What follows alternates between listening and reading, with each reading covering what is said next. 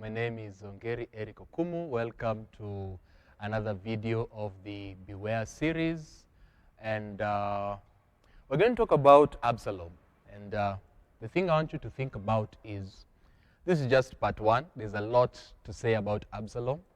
But the thing I want you to have in mind is this: the difference between Absalom and Saul. Now, we all know that in both cases, both of them fell. We all know that in both cases, they were handsome. You know, not everybody in the Bible is called handsome. So being handsome tends to be a quality that is a gift from God for particular tasks. But there is a difference between Absalom's rising and Saul's rising. Samuel told Saul that when you were little in your own eyes, the Lord chose you. Meaning that by the time Saul was being picked, there is something about Saul that aligned him to God. There's a quality that was in Saul that aligned him to God, that caused God to choose him as a leader. Saul was anointed to be king. Saul received an equipping, an impartation. Remember when he went and encountered the prophets and he was changed to a new person? But what about Absalom? Absalom literally from the beginning rises by his own strength, by his own might, by his own wisdom.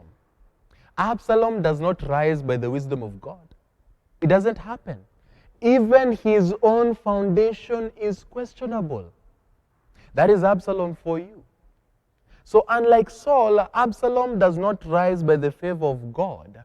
Absalom literally rises by the favor of man, one, and number two, by the wisdom of man. Why do you call it the wisdom of man? Because this wisdom literally isn't a wisdom of God. And the wisdom of man in the sense that he agreed with the wisdom that the enemy engineered in him, such that when we want to talk about that kind of wisdom, we have to attribute it to the one who walked in it, who is Absalom. The same way when you think of Jezebel. Jezebel walks in the demonic to a point where if we want to talk about certain character traits, we have to attribute those character traits to Jezebel. So now, this wisdom that comes from Absalom, right? This wisdom that is of the enemy, that was engineered in Absalom, that Absalom exudes, that Absalom gives. This kind of wisdom that causes a person to rise the ranks by their own wisdom, by their own strength, even without the favor that comes from God. That's how dangerous it is. In fact, let me put it this way.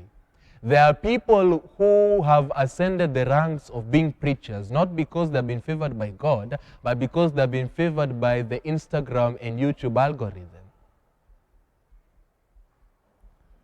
Let me put it this way again. Some people have a big church because people love their charisma, not because God has anointed them to be preachers.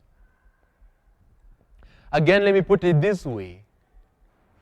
If you want to be a father, all that is expected for you to do is be intimate with a woman. But if you want to be a good father, there's the aspect of responsibility, there's the aspect of ordination. So the question would be, unlike Saul, who rose the ranks as a result of this partnership with God, this favor that came with him being chosen by God. Luke 2:52 says, Jesus grew in wisdom and in stature, right? And in favor with both God and man. You can imagine when it comes to Absalom, he grows in a different kind of wisdom. When it comes to stature, he is handsome. When it comes to favor, he has the favor of man, but he doesn't have the favor of God. So it is easy for a ministry to rise by the favor of man and by the wisdom of man. It is easy for a ministry to rise because of the YouTube and the Instagram algorithm or TikTok algorithm. It is easy for you to be a quote-unquote so-called kingdom influencer, but there is nothing kingdom about you. Just because Absalom was the son of David did not mean that Absalom qualified to sit at the throne of David. Genetics should not determine who becomes a preacher or who takes over a ministry. Yes, I know God is the God of Abraham, Isaac, and Jacob, but in all those cases, Isaac encountered God for himself, and then God said, yes, I am the God of your father. Some people are sons of pastors, but they have not encountered the God of their father. Yet they are given tasks, yet they are given duties, yet they are given whole churches to lead. So could it be that when you observe certain ministries, that these kind of ministries that we see are not even the sole kind of ministries where people start in the spirit and then, as you see in the book of Galatians, they end in the flesh. They didn't even start in the spirit to begin with.